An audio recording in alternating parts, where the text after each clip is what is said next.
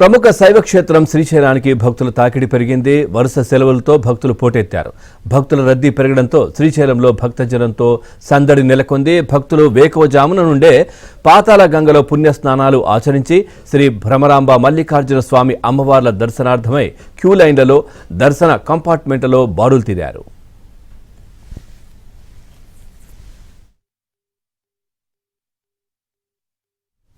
స్వామి అమ్మవార్ల దర్శనానికి సుమారు 5 గంటల సమయం పడుతోంది.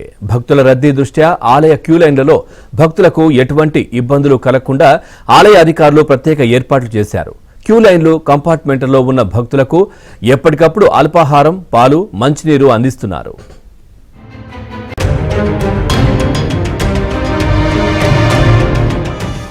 భక్తుల రద్దీకి అనుగుణంగా స్వామివారి గర్భాలయ అభిషేకాలు, సామూహిక అభిషేకాలను తాత్కాలికంగా నిలుపుదల చేశారు. భక్తులందరికీ స్వామివారి దర్శనం కల్పించేందుకు దర్శన వేళల్లో మార్పులు చేశారు. ఇవాళ స్వామివారి స్పర్శ దర్శనానికి 4 విడతలుగా భక్తులను అనుమతిస్తున్నారు.